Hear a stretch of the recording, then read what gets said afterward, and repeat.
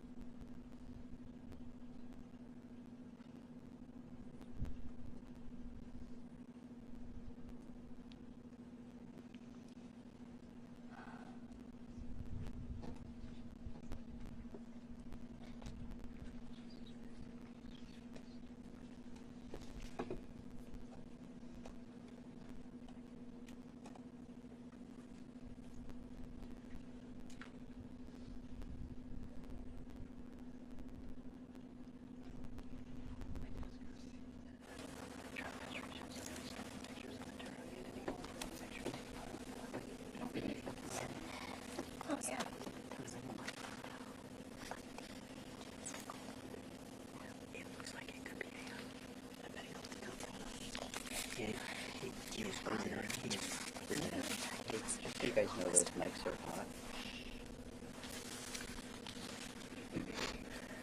Why don't we turn them off?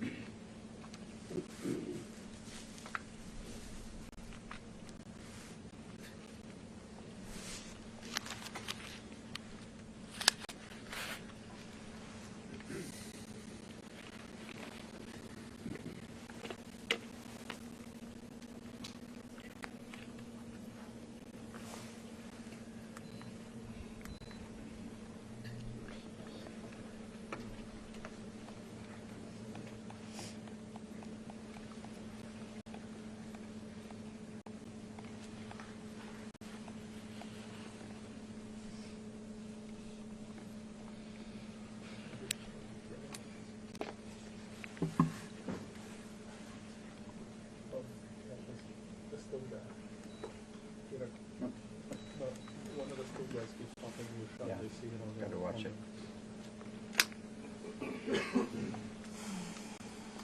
Jonathan, your Yeah, foot right keeps now. hitting the tripod. Is it true? Yeah. With the lens? Yeah. You're not going to pan? I will, but not right now. Not until he's Peter, which direction should I move my feet? okay. To my right? To your right. Is that better?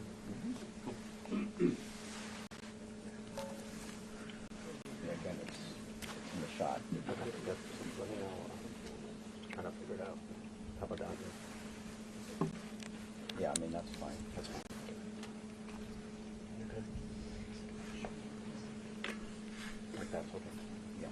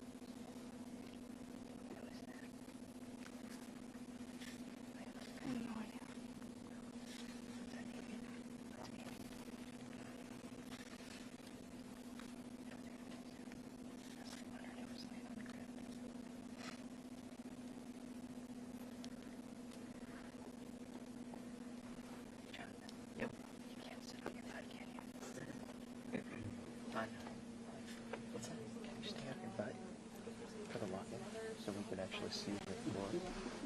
All I get is a bald head. Can you be 6'2"? No. If I'm on my bed, I can't see over there. So you have a remote. Sam, look up. Let's see over whose head. Me too. Huh?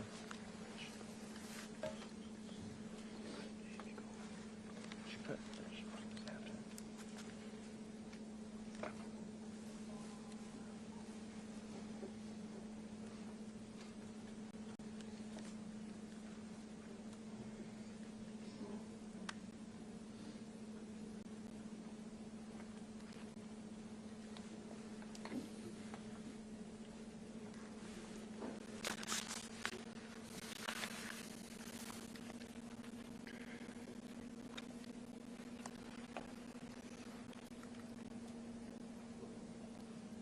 Just has to go on the full note, which is finding another song by the Atlanta, even on 11:32.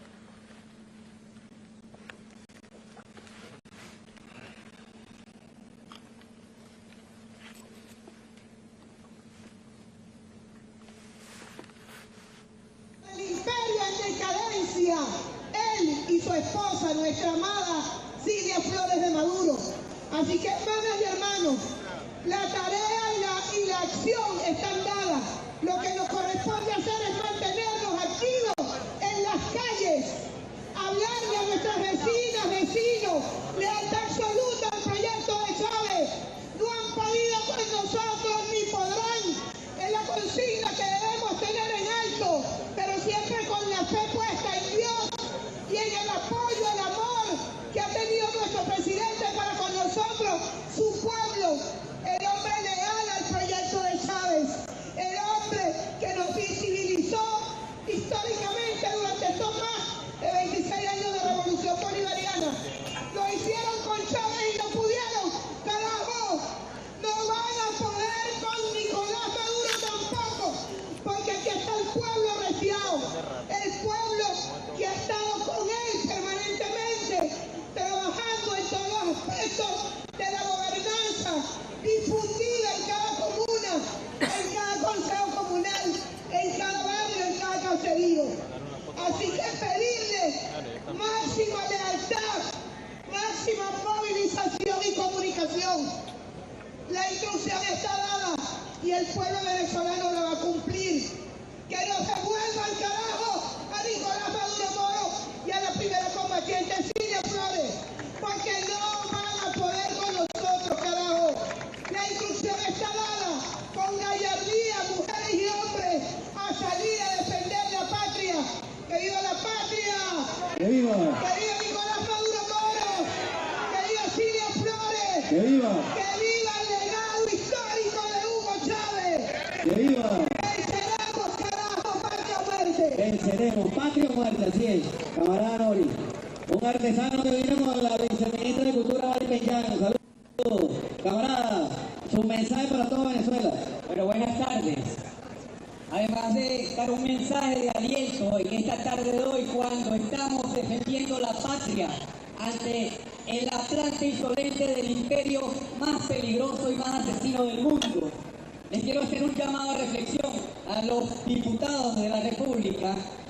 Nosotros somos de la parroquia Antímano, ¿verdad? Tuvimos que llegar hasta aquí caminando. Queremos movilizar al pueblo, pero tenemos que darle las facilidades.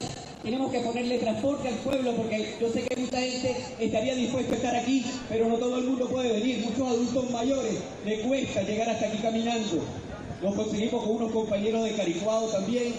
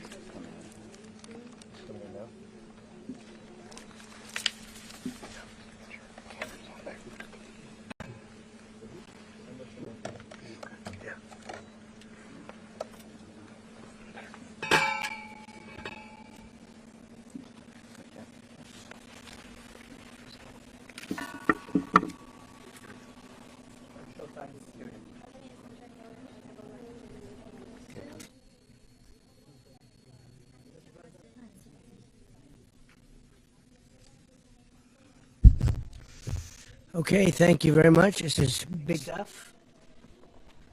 We appreciate you being here. Late last night and early today, at my direction, the United States Armed Forces conducted an extraordinary military operation in the capital of Venezuela. Overwhelming American military power, air, land, and sea, was used to launch a spectacular assault. And it was an assault like people have not seen since World War II. It was a force against a heavily fortified military fortress in the heart of Caracas to bring outlaw dictator Nicolas Maduro to justice. This was one of the most stunning, effective, and powerful displays of American military might and competence in American history. And if you think about it, we've done some other good ones, like the attack on Soleimani, the attack on al-Baghdadi, and the obliteration and decimation of the Iran nuclear sites just recently in an operation known as Midnight Hammer, all perfectly executed and done. No nation in the world could achieve what America achieved yesterday, or frankly in just a short period of time. All Venezuelan military capacities were rendered powerless as the men and women of our military, working with U.S. law enforcement, successfully captured Maduro in the dead of night. It was dark. The lights of Caracas were largely turned off due to a certain expertise that we have. It was dark and it was deadly. But captured along with his wife, Celia Flores, both of whom now face American justice. Maduro and Flores have been indicted in the Southern District of New York, Jay Clayton, for their campaign of deadly narco-terrorism against the United States and its citizens. I want to thank the men and women of our military who achieved such an extraordinary success overnight with breathtaking speed, power, precision, and competence. You rarely see anything like it. You've seen some raids in this country that didn't go so well. They were an embarrassment. If you look back to Afghanistan, or if you look back to the Jimmy Carter days, they were different days. We're a respected country again, like never before. These highly trained warriors, operating in collaboration with U.S. law enforcement, caught them in a very ready position. They were waiting for us. They knew we had many ships out in the sea. We were just sort of waiting. They knew we were coming. So they were in a ready, what's called a ready position. But they were completely overwhelmed and very quickly incapacitated. If you would have seen what I saw last night, you would have been very impressed. I'm not sure that you'll ever get to see it, but it was an incredible thing to see. Not a single American service member was killed, and not a single piece of American equipment was lost. We had many helicopters, many planes, many people involved in that fight. But think of that, not one piece of military equipment was lost, not one service member was, more importantly, killed. The United States military is the strongest and most fearsome military on the planet by far, with capabilities and skills our enemies can scarcely begin to imagine. We have the best equipment anywhere in the world. There's no equipment like what we have, and you see that even if you just look at the boats. You know, we've knocked out 97% of the drugs coming in by sea. 90%. Each boat kills on average 25,000 people. We knocked out 97%. And those drugs mostly come from a place called Venezuela. We're going to run the country until such time as we can do a safe, proper, and judicious transition. So we don't want to be involved with having somebody else get in and we have the same situation that we had for the last long period of years. So we are going to run the country until such time as we can do a safe, proper, and judicious transition. And it has to be judicious because that's what we're all about. We want peace, liberty, and justice for the great people of Venezuela, and that includes many from Venezuela that are now living in the United States and want to go back to their country. It's their homeland. We can't take a chance that somebody else takes over Venezuela that doesn't have the good of the Venezuelan people in mind. We've had decades of that. We're not going to let that happen. We're there now, and what people don't understand, but they understand as I say this, we're there now, but we're going to stay until such time as the proper transition can take place. So we're going to stay until such time as we're going to run it essentially until such time as a proper transition can take place. As everyone knows, the oil business in Venezuela has been a bust, a total bust for a long period of time. They were pumping almost nothing by comparison to what they could have been pumping and what could have taken place. We're going to have our very large United States oil companies, the biggest anywhere in the world, go in, spend billions of dollars, fix the badly broken infrastructure, the oil infrastructure, and start making money for the country. And we are ready to stage a second and much larger attack if we need to do so. So we were prepared to do a second wave if we needed to do so. We actually assumed that a second wave would be necessary, but now it's probably not. The first wave, if you'd like to call it that, the first attack was so successful, we probably don't have to do a second, but we're prepared to do a second wave, a much bigger wave, actually.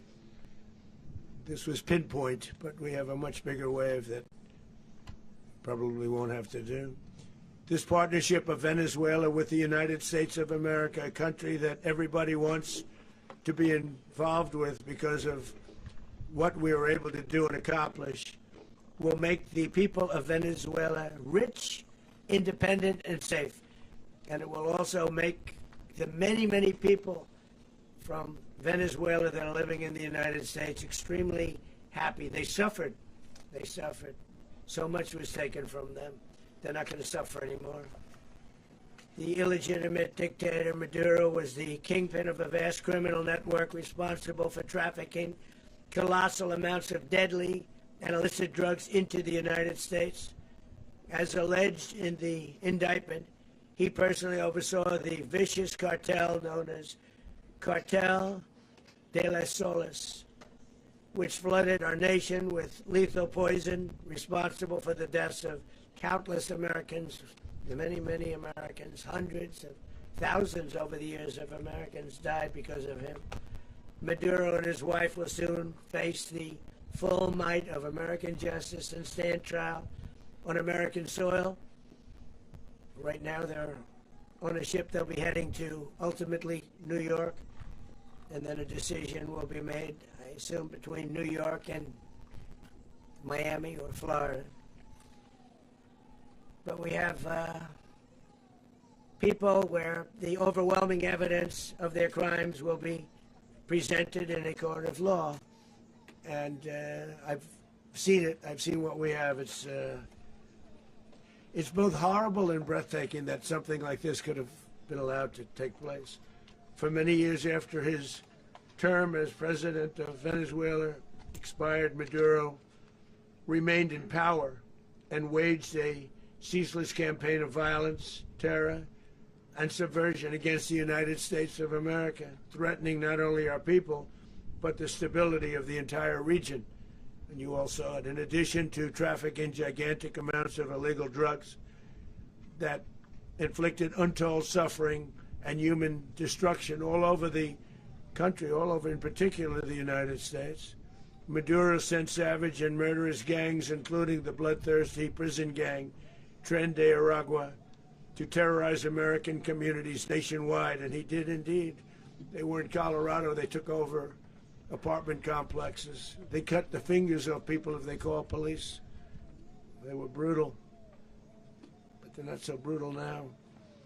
And I just have to congratulate our military, Pete and everybody, and our National Guard, because the job that they've done, whether it's in Washington, D.C., where we have a totally safe city, where it was one of the most unsafe cities anywhere in the world, frankly, and now we have no crime in Washington, D.C.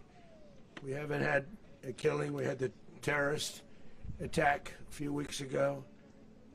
A little bit of a different kind of a threat, but we haven't had a killing in a long period of time, 6-7 months. We used to have two, on average 2 a week in Washington, our capital. We don't have that anymore. The restaurants are opening. Everyone's happy. They're going, they're walking their daughters, they're walking their children, their wives. They walk to restaurants. Restaurants are opening all over Washington, D.C. So I want to thank the National Guard. I want to thank our military. And I want to thank law enforcement. It's been amazing. And they should do it with more cities. We're doing it, as you know, and we're doing it in Memphis, Tennessee right now, and crime is down. We've just sort of started a few weeks ago, but crime is down now 77%. And the governor of Louisiana called, great person, and he wanted us to help him, as you know, in a certain very nice part of Louisiana, and we have done that. It was a rough section, and we have crime down. I understand it's down to almost nothing already after 2.5 weeks. New Orleans, it's down to almost nothing, and we've only been there for 2.5 weeks. Can't imagine why governors wouldn't want us to help. We also helped, as you know, in Chicago, and crime went down a little bit there. We did a very small help because we had no working ability with the governor. The governor was a disaster, and the mayor was a disaster. But it knocked down crime. But we're pulling out of there when they need us. We'll know. You'll know. You'll be writing about it. And likewise, Los Angeles, where we saved Los Angeles early on, where the head of the police department made a statement that if the federal government didn't come in, we would have lost Los Angeles. That's long after the fires. That's when they had the riots in Los Angeles. We did a great job. Got no credit for it whatsoever, but that's okay. It doesn't matter. We don't need the credit. But we'll be pulling out when they need us. They'll call, or we'll go back if we have to. We'll go back. But we did a great job in various cities. But the place that we're very proud of is Washington, D.C., because it's our nation's capital. We took it from being a crime-ridden mess to being one of the safest cities in the country. But the gangs that they sent raped, tortured, and murdered American women and children. They were in all of the cities I mentioned, Tren de Aragua. And they were sent by Maduro to terrorize our people, and now Maduro will never again be able to threaten an American citizen or anybody from Venezuela. There will no longer be threats. For years I've highlighted the stories of those innocent Americans whose lives were so heartlessly robbed by this Venezuelan terrorist organization. Really one of the worst. One of the worst, they say the worst. Americans like 12-year-old Jocelyn Nungari from Houston. Beautiful Jocelyn Nungari, what happened to her? They, as you know, they kidnapped, assaulted, and murdered by Tren de Aragua animals. They murdered Jocelyn and left her dead under the bridge. There was a bridge that will never be the same to so many people after seeing what happened. As I've said many times, the Maduro regime emptied out their prisons, sent their worst and most violent monsters into the United States to steal American lives. And they came from mental institutions and insane asylums. They came from prisons and jails. The reason I say both, they sound similar. Actually, prisons little bit more hostile, a little bit tougher. A mental institution isn't as tough as an insane asylum, but we got them both. They sent from their mental institutions, they sent from their jails, prisons. They were drug dealers, they were drug kingpins, they sent everybody bad into the United States. But no longer, and we have now a border where nobody gets through. In addition, Venezuela unilaterally seized and stole American oil, American assets, and American platforms, costing us billions and billions of dollars. They did this a while ago, but we never had a president that did anything about it. They took all of our property. It was our property. We built it. And we never had a president that decided to do anything about it. Instead, they fought wars that were 10,000 miles away. We built Venezuela oil industry with American talent, drive, and skill, and the socialist regime stole it from us during those previous administrations, and they stole it through force. This constituted one of the largest thefts of American property in the history of our country. Considered the largest theft of property in the history of our country. Massive oil infrastructure was taken like we were babies, and we didn't do anything about it. I would have done something about it. America will never allow foreign powers to rob our people or drive us back into and out of our own hemisphere. That's what they did.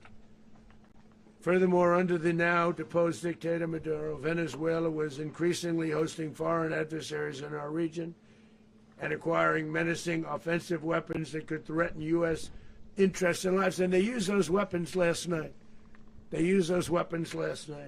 Potentially in league with the cartels operating along our border. All of these actions were in gross violation of the core principles of American foreign policy, dating back more than 2 centuries. And not anymore. All the way back, it dated to the Monroe Doctrines. And the Monroe Doctrine is a big deal. But we've superseded it by a lot. By a real lot. They now call it the Monroe Document. I don't know. It's Monroe Doctrine. We sort of forgot about it. It was very important, but we forgot about it. We don't forget about it anymore. Under our new national security strategy, American dominance in the Western Hemisphere will never be questioned again. Won't happen. So just in concluding, for decades, other administrations have neglected or even contributed to these growing security threats in the Western Hemisphere. Under the Trump administration, we are reasserting American power in a very powerful way in our home region. And our home region is very different than it was just a short while ago. The future will be, and we did this in my first term. We had great dominance in my first term, and we have far greater dominance right now. Everyone's coming back to us. The future will be determined by the ability to protect commerce and territory and resources that are core to national security. These are core to our national security. Just like tariffs they've made our country rich, and they've made our national security stronger than ever before. But these are the iron laws that have always determined global power. And we're going to keep it that way. We will secure our borders. We will stop the terrorists. We will crash the cartels, and we will defend our citizens against all threats, foreign and domestic. Other presidents may have lacked the courage or whatever to defend America, but I will never allow terrorists and criminals to operate with impunity against the United States. This extremely successful operation should serve as warning to anyone who would threaten American sovereignty or endanger American lives. Very importantly, the embargo on all Venezuelan oil remains in full effect. The American Armada remains poised in position, and the United States retains all military options until United States demands have been fully met and fully satisfied. All political and military figures in Venezuela should understand what happened to Maduro can happen to them, and it will happen to them if they aren't just, fair, even to their people. The dictator and terrorist, Maduro, is finally gone in Venezuela. People are free. They're free again. It's been a long time for them, but they're free. America is a safer nation. This morning, it's a prouder nation this morning because it didn't allow this horrible person and this country that was doing very bad things to us. It didn't allow it to happen. And the Western Hemisphere is right now a much safer place to be. So I want to thank everybody for being here. I want to thank General Raisin Kane. He's a fantastic man. I've worked with a lot of generals. I worked with some I didn't like. I worked with some I didn't respect. I worked with some that just weren't good.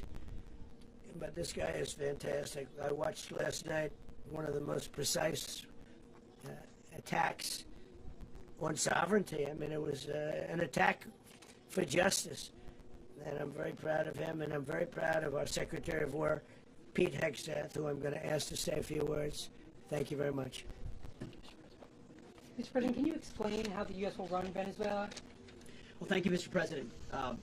Finally, a commander-in-chief the world respects and the American people deserve. And as the President said, words can barely capture the bravery and the power and the precision of this historic operation. A massive joint military and law enforcement raid flawlessly executed by the greatest Americans our country has to offer. American warriors are second to none, the best in the world and the best of our country. What all of us witnessed last night was sheer guts and grit, gallantry, and glory of the American warrior. I'm simply humbled by such men, and I tip my hat to our chairman, Dan Raisin Kane, and all those Americans who stood watch last night. Our warriors are the elite of America, and again, President Trump has your back. No other country on planet Earth, and it's not even close, could pull this kind of operation off. And no other president has ever shown this kind of leadership, courage, and resolve. The most powerful combination the world has ever seen. As the President said, our adversaries remain on notice. America can project our will anywhere, anytime. The coordination, the stealth, the lethality, the precision, the very long arm of American justice, all on full display in the middle of the night. Nicolas Maduro had his chance, just like Iran had their chance, until they didn't and until he didn't. He effed around, and he found out. President Trump is deadly serious about stopping the flow of gangs and violence to our country. Deadly serious about stopping the flow of drugs and poison to our people. Deadly serious about getting back the oil that was stolen from us. And deadly serious about reestablishing American deterrence and dominance in the Western Hemisphere. This is about the safety, security, freedom, and prosperity of the American people. This is America first. This is peace through strength. And the United States War Department is proud to help deliver it. Welcome to 2026, and under President Trump, America is back. I'd like to welcome now our chairman, Chairman Raisin Kane, to give a few more details about the operation. Mr. Chairman. Thank you, Mr. Secretary. Thank you, Mr. President, and good morning. Last night, on the order of the President of the United States, and in support of a request from the Department of Justice, as the President said, the United States military conducted an apprehension mission in Caracas, Venezuela, to bring to justice two indicted persons, Nicolas and Cecilia Maduro.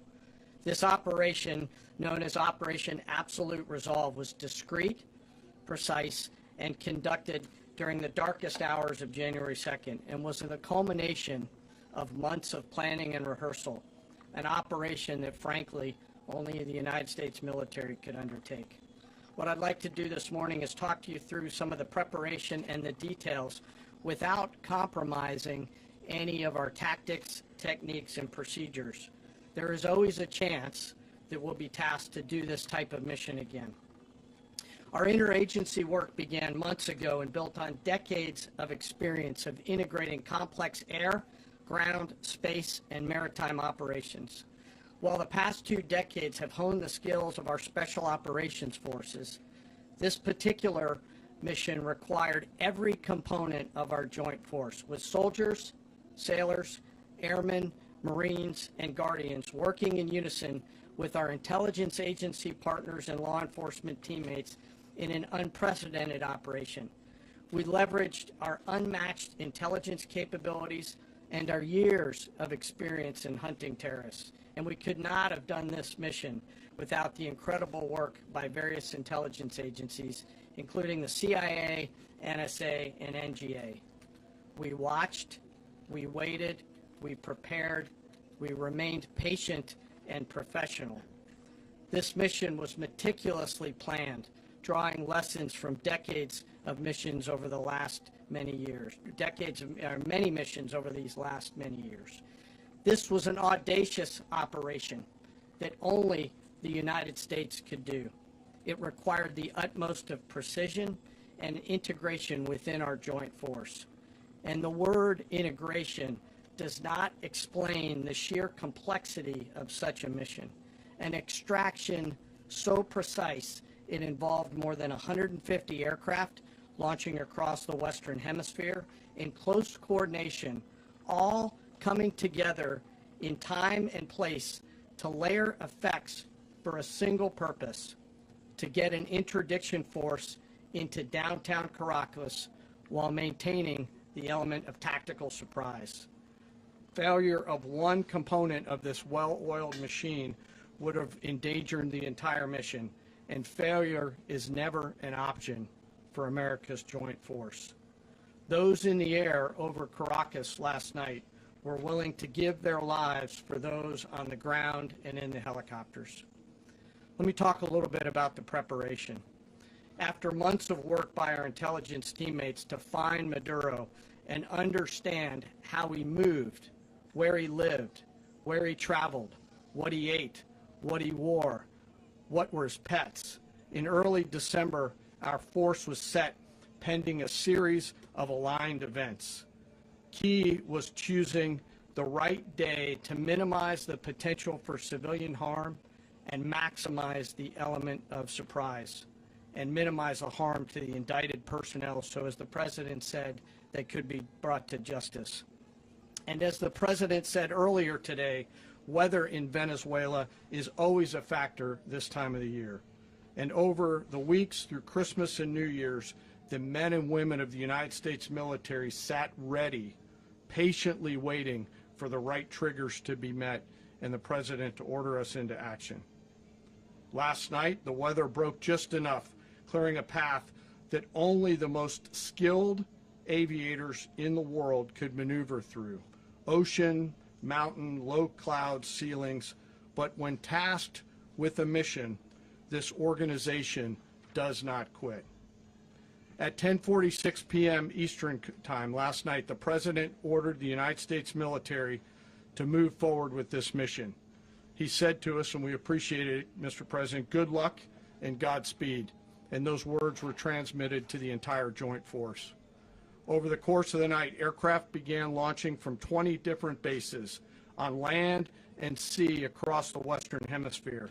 In total, more than 150 aircraft, bombers, fighters, intelligence, reconnaissance, surveillance, rotary wing were in the air last night. Thousands and thousands of hours of experience were airborne. Our youngest crew member was 20, and our oldest crew member was 49, and there's simply no match for American military might. As the night began, the helicopters took off with the extraction force, which included law enforcement officers, and began their flight into Venezuela at 100 feet above the water. As they approached Venezuelan shores, the United States began layering different effects provided by Spacecom, Cybercom, and other members of the interagency to create a pathway. Overhead, those forces were protected by aircraft from the United States Marines, the United States Navy, the United States Air Force, and the Air National Guard. The force included F-22s, F-35s, F-18s, EA-18s, E-2s, B-1 bombers, and other support aircraft, as well as numerous remotely piloted drones. As the force began to approach Caracas, the Joint Air Component began dismantling and disabling the air defense systems in Venezuela, employing weapons to ensure the safe passage of the helicopters into the target area. The goal of our air component is, was, and always will be to protect the helicopters and the ground force and get them to the target and get them home. As the force crossed the last point of high terrain where they'd been hiding in the clutter, we assessed that we had maintained totally the element of surprise. As the helicopter force ingressed towards the objective at low level, we arrived at Maduro's compound at 1:01 a.m. Eastern Standard Time, or 2:01 a.m. Caracas local time, and the apprehension force descended into Maduro's compound and moved with speed, precision, and discipline towards their objective and isolated the area to ensure the safety and security of the ground force while apprehending the indicted persons.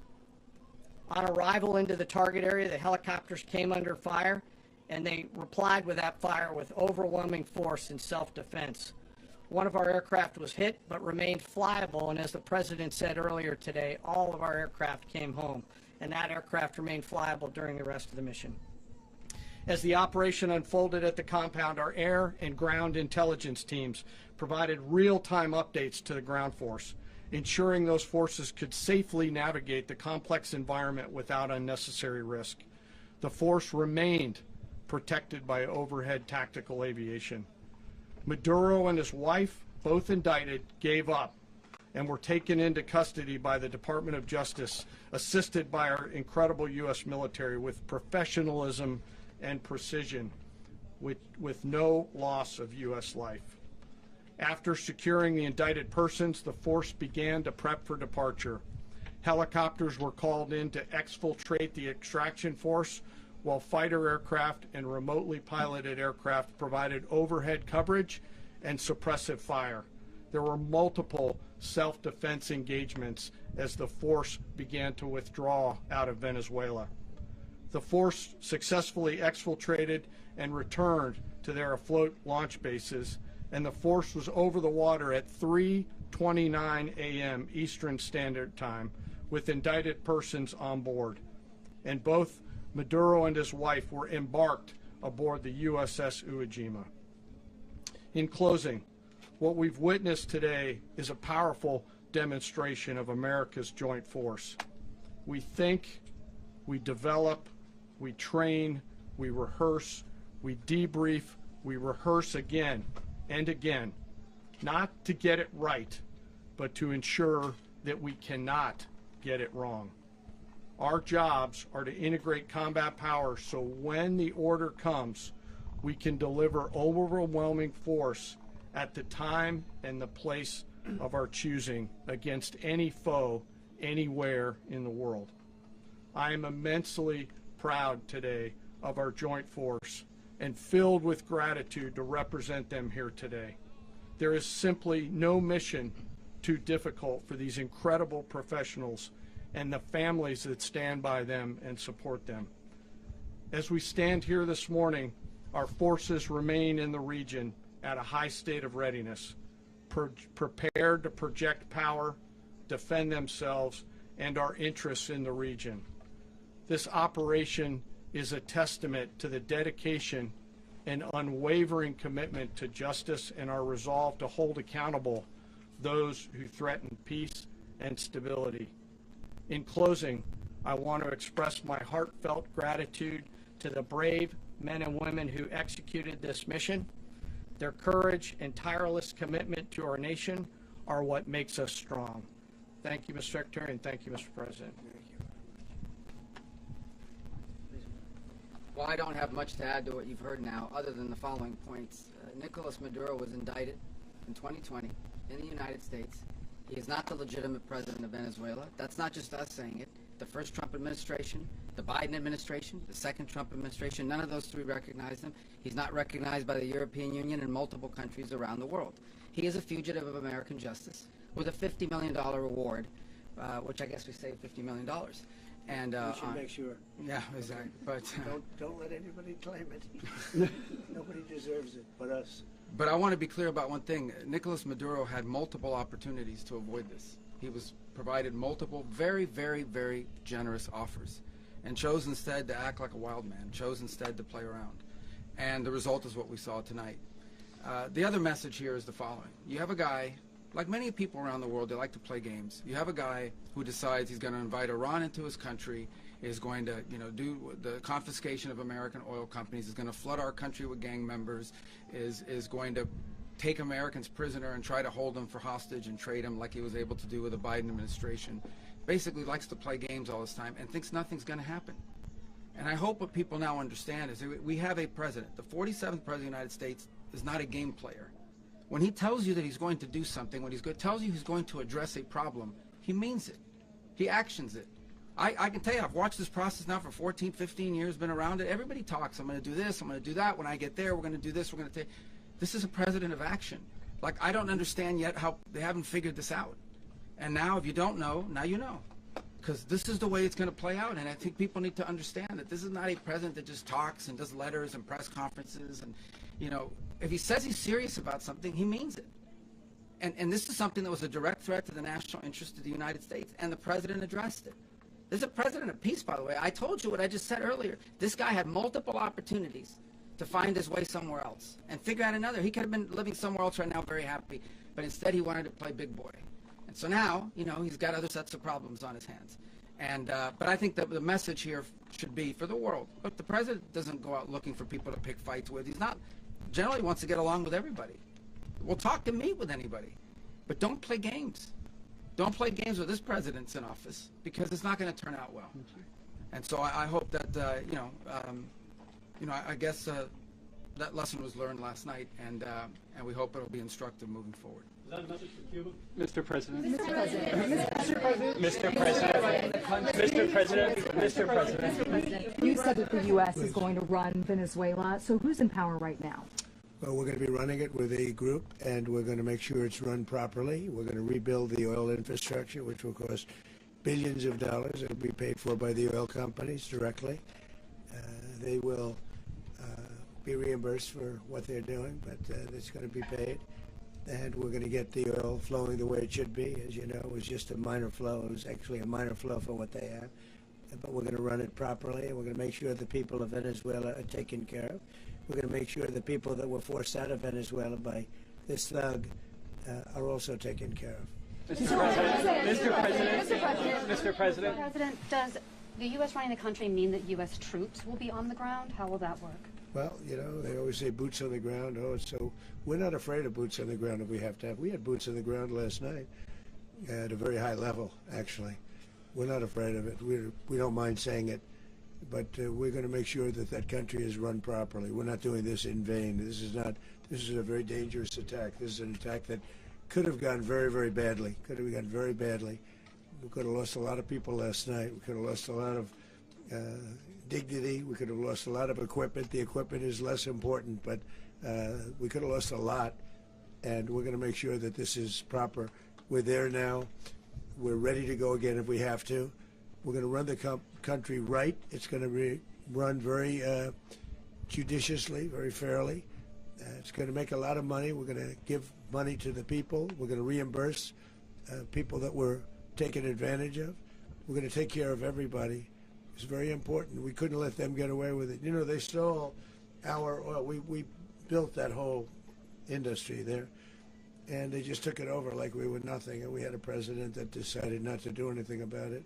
So we did something about it. We're late, but we did something about it. Yeah, please. Mr. President, can you explain the exact mechanism by which you're going to run the country? Are you going to designate a U.S. official to coordinate? It's all being done right now. We're designating people. We're talking to people. We're designating various people, and we're going to let you know who those people are. Mr. President. What's the group you mentioned that would run Venezuela? Well, it's largely going to be, for a period of time, the people that are standing right behind me. We're going to be running it. We're going to be bringing it back. It's a dead, I talk about a dead country. A year and a half ago, we were a dead country. Now we're the hottest country anywhere in the world. We're a country doing better than any country anywhere in the world. And it required leadership. Venezuela has a lot of bad people in there, a lot of bad people that shouldn't be leading. We're not going to take a chance that one of those people take over for Maduro. So you can look at, and others, we have fantastic people, including people in the military. So we're going to have a group of people running it until such time as it can be put back on track, make a lot of money for the people, and give people a great way of life, and also reimbursement for people in our country that were forced out of Venezuela. Mr. President, Rubio would be. You said earlier today that you weren't going to back Machado to come back and be the opposition leader in your Fox and Friends interview. And then you also mentioned the vice president of Venezuela. Are you going to work with the vice president of Venezuela, or how do you foresee the relationship Well, going? I understand she was just sworn in, but she was, as you know, picked by Maduro. So Marco's working on that directly. Just had a conversation with her, and she's essentially willing to do what we think is necessary to make Venezuela great again. Very simple. Mr. President, Colombian President Gustavo Petro, a couple weeks ago, he said he's got to watch his ass. And today he said he's not concerned about anything happening to him in the aftermath of this operation. So just what your message is Well, about he that. has cocaine mills. He has factories where he makes cocaine. And yeah, I think I stick by my first statement. He's making cocaine, they're sending it into the United States, so he does have to watch his ass. Mr. President, did you notify any members of Congress in advance? Marco, do you want to talk about that? Because you were involved. Sure. We call members of Congress immediately after. This was not the kind of mission that you can do congressional notification on. It was a trigger-based mission in which conditions had to be met night after night. We watched and monitored that for a number of days. So it's just simply not the kind of mission you can call people and say, hey, we may do this at some point in the next 15 days. But it's largely a law enforcement function. Remember, at the end of the day, at its core, this was an arrest of 2 indicted fugitives of American justice, and the Department of War supported the Department of Justice in that job. Now, there are broader policy implications here, but it's just not the kind of mission that you can pre-notify because it endangers the mission. If I can add one thing to that, Congress has a tendency to leak. This would not be good. If they leaked, General, I think it would have been maybe a very different result. But I have to say, they knew we were coming at some point, We had a lot of ships out there. They sort of knew we were coming. Mr. President. But Congress will leak, and we don't want leaking. Mr.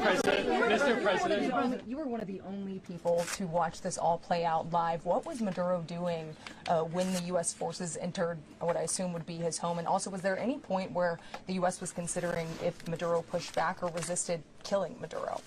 It could have happened. It could have happened. He was trying to get into a safe place. You know what a safe place is, all steel.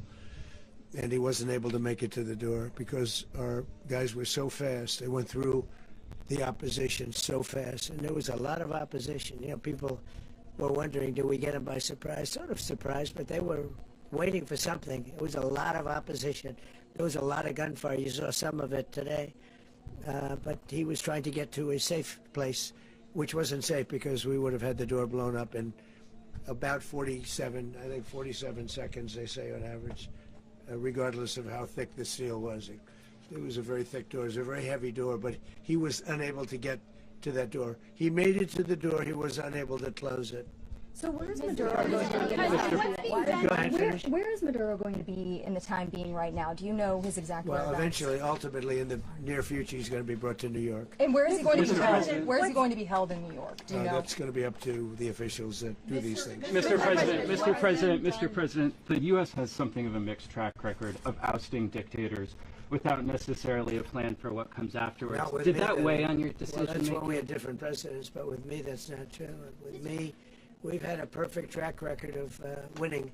We win a lot, and we win. If you look at Soleimani, you look at al-Baghdadi, you look at the Midnight Hammer. Midnight Hammer was incredible. Right now, you wouldn't have peace in the Middle East. We have essentially peace in the Middle East because of that. If we weren't successful with Midnight Hammer, you wouldn't have peace in the Middle East. So With me, you've had a lot of victory. You've had only victories. You've had no losses. Yeah. Mr. President, can you?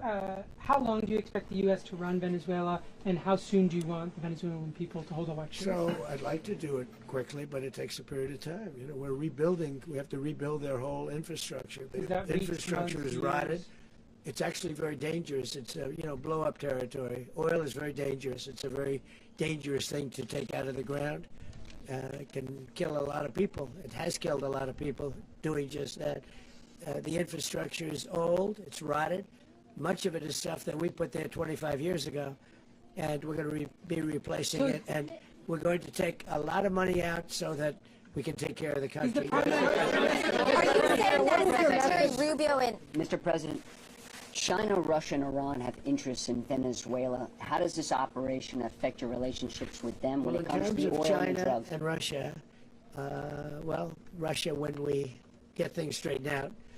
But in terms of other countries that want oil, we're in the oil business. We're going to sell it to them. We're not going to say we're not going to. In other words, we'll be selling oil probably in much larger doses because they couldn't produce very much because their infrastructure was so bad. So we'll be selling large amounts of oil to other countries, many of whom are using it now, but I would say many more will come. Are you saying that, Mr. President, are you saying that? Oh.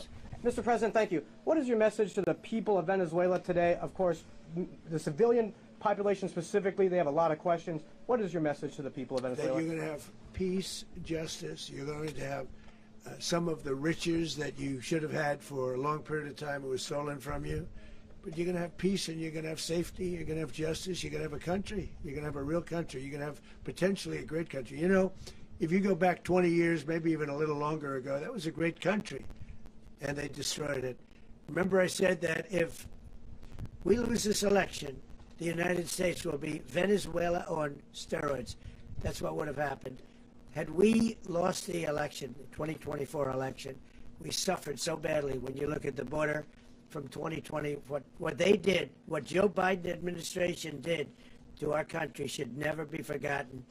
But if we had to go through another year of that, we wouldn't have. We would be exactly where Venezuela was in terms of, I used to say, if they win, we're going to be Venezuela on steroids, and that's what would have happened. President, thank you. Are you saying that Secretary Hegseth and Rubio are going to be running Venezuela, and will you be sending in U.S. military They're going troops to be to a provide? team that's working with the people of Venezuela to make sure that we have Venezuela right. Because for us to just leave, who's going to take over? I mean, there is nobody to take over. You have a vice president who's been appointed by Maduro. And right now she's the vice president, and she's, I guess, the president. She was sworn in as president just a little while ago. She had a long conversation with Marco, and she said, we'll do whatever you need. I think she was quite gracious, but she really doesn't have a choice. We're going to have this done right. We're not going to just do this with Maduro, then leave like everybody else, leave and say, let it go to hell. If we just left, it has zero chance of ever coming back. We'll run it properly. We'll run it professionally. We'll have the greatest oil companies in the world go in and invest billions and billions of dollars and take out money, use that money in Venezuela.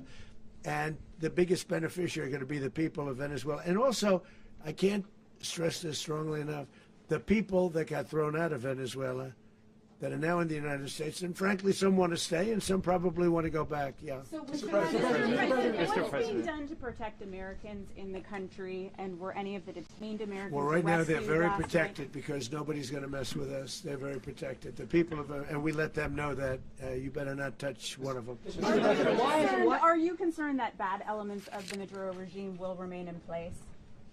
Well, we know who they are. We're on them, and they're acting much differently now than they would have acted 2 days ago. And what can you okay, say wait, about behind you, please. Mr. President, why is running a country in South America America first? Well, I think it is because we want to surround ourselves with good neighbors. We want to surround ourselves with stability. We want to surround ourselves with energy. We have tremendous energy in that country. It's very important that we protect it. We need that for ourselves. We need that for the world. And we want to make sure we can protect it. Yes, sir. Please, go ahead. Yeah, is there a message here for Cuba and Diaz-Canel? Well, Cuba's an interesting case. Cuba is, not doing very well right now. That system has not been a very good one for Cuba. The people there have suffered for many, many years. And I think Cuba is going to be something we'll end up talking about, because Cuba is a failing nation right now, very badly failing nation. And we want to help the people. It's very similar in the sense that we want to help the people in Cuba, but we want to also help the people that were forced out of Cuba and living in this country. Do you want to say something about that, Marco, please? Well, I mean, I just gave you a statement a few minutes ago about, you know, when the president speaks, you should take him seriously. So suffice it to say, you know, Cuba is a disaster. It's run by incompetent, senile men, and in some cases, not senile, but incompetent nonetheless. It has no economy. It's in total collapse. And by the way, you know, they were, you know, all of the guards that helped protect Maduro, this is well known, their whole spy agency, all that were full of Cubans. I mean, they basically, it's amazing. This poor island took over Venezuela in some cases. One of the biggest problems the Venezuelans have is they have to declare independence from Cuba. They tried to basically colonize it from a security standpoint. So, yeah, look, if I lived in Havana and I was in the government, I'd be concerned, at least a little bit. Are you cutting off the oil flow to Cuba from Venezuela? Well, the president already announced a week ago that anything that's sanctioned, it's sanctioned oil, it's not going to be allowed to get there. So that's an example. The answer is yes. Mr. President, is the U.S. aware of the location of opposition leader Machado, and have you been in contact with her? No, we haven't. No, we haven't. Mr. President, on Monday. I think it would be very tough for her to be the leader. She doesn't have the support within, or the respect within the country. She's a very nice woman, but she doesn't have the respect. Mr. President, is it possible that the U.S. ends up administrating Venezuela for years? You know, well, you know, it won't cost us anything because the money coming out of the ground is very substantial, so it's not going to cost us anything. So the U.S. isn't going to dedicate any money to... Well, we want safety there. We want to be surrounded by countries that aren't housing all of our enemies all over the world. That's what was happening, and you don't want to have that. But we're going to be rebuilding, and we're not spending money. The oil companies are going to go in. They're going to spend money. We're going to take back the oil that, frankly, we should have taken back a long time ago. A lot of money is coming out of the ground. We're going to get reimbursed for all of that. We're going to get reimbursed for everything that we spend. So it's going to be a very important. This is a very big evening that took place last night. We have to be surrounded by safe, secure countries, and we also have to have energy. Very important. We have to have energy that's real energy, not where they're getting 4% and 5% of the energy out of the ground. You take a look, it was such a disaster. So what's going to happen with Venezuela, I think, over the next period of a year is going to be a great thing. And the people of Venezuela will be the biggest beneficiaries. Mr. President, U.S. military. Mr. President, thank you. What did you last speak to Maduro about when you spoke? And is the U.S. Well, I don't want to get into the Venezuela? conversations, but I did have conversations with him, and I said, you got to surrender.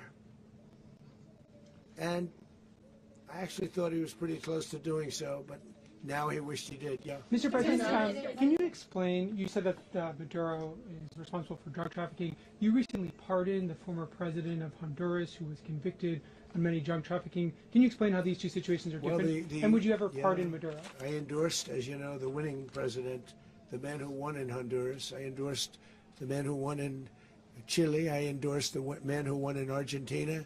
And we are doing very well with that whole group. What the man that I pardoned was, if you could equate it to us, he was treated like the Biden administration treated a man named Trump. That didn't work out too well for them. This was a man who was persecuted very unfairly. He was the head of the country. He was persecuted very unfairly. And there are a number of them. And we felt that it was a very unfair situation that happened to him. He's also a party member of the man who won. So obviously the people liked what I did. And one of the reasons that was done is because of the fact that the party in power felt very strongly that that man was treated very badly. I studied it very quickly, and then I studied it in great detail. I went to a lot of the people standing behind me, and they felt that that man was persecuted and treated very badly. That's why I gave him a pardon. Mr. President, you referenced boots on the ground earlier. Can you just sort of button this up? Do you envision the U.S. military having a presence in Venezuela as the U.S. runs that country? No, we're going to have a presence in Venezuela as it pertains to oil, because we have to have, we're sending our expertise in. so you may need something, not very much. But no, we're going to be taking out a tremendous amount of wealth out of the ground, and that wealth is going to the people of Venezuela and people from outside of Venezuela that used to be in Venezuela, and it goes also to the United States of America in the form of reimbursement for the damages caused us by that country. So I want to thank you all very much. Thank you. Do you have one? Yes, please. You were so nice before. I'm going to give you the final question. Go Thank ahead. you, Mr. Unless President. it's a bad question, in It's which about case I'll Putin. go one word. It's about who? It's about Putin, if you want. About Putin. Well, Okay. that's always nice. You had a to talk phone. about Putin. You had a phone call with him Yeah. on Monday. Did he talk at all about Maduro? Did y'all talk about this? No, we didn't. And We then- never spoke about Maduro. Are you mad at him right now? I mean, there's this I'm not intelligence. thrilled with Putin. I'm not thrilled with Putin. He's killing too many people. There was that I intelligence. thought that would be so. I settled 8 1/4 war. You know what the 1/4 was? Thailand and Cambodia. I did it again. They broke out, and I did it in about 5 hours, and I settled it. I'm giving myself 1/4, so I'm up to now 8 1/4. In other words, I settled the war, but then they broke out. They had a pretty bad breakout over the last 4 days. I got them to go back to peace. So I only give 1/4. I thought the easiest one would be, one of the easier ones would be Russia, Ukraine. It's not. And they both have done some pretty bad things. And look, that's Biden's war. That's not my war. But I want to stop the lives. Did you see where last month, 30,000, it was 27,000 the month before. 30,000, mostly soldiers, were killed this last month. 30,000. I want to stop that. You know, I got NATO to pay 5% instead of the 2% that they weren't paying. They weren't paying 2, now they pay 5. And we send them a lot of munitions, we send them a lot of things, missiles and various other things, a lot. And they pay. The United States is not losing money. We're probably making money on that.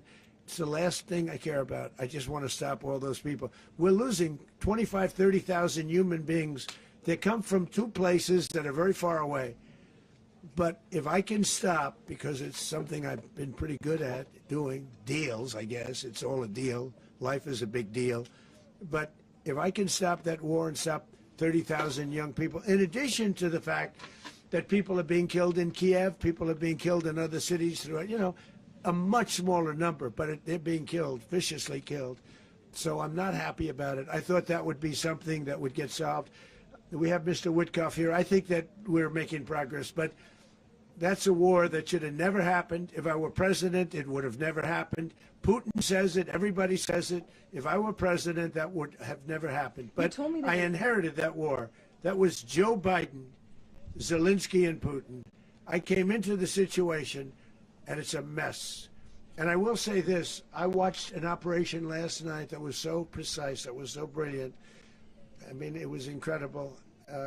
If we had our people, like this general and our people involved, that war would not have gone on very long, that I can tell you. You told me That war, to use an old term, that war has become a bloodbath, and we want it to get stopped. And Thank you very much. Are you concerned a rogue Venezuelan general can take over the country? Can you talk about your conversation with the vice president?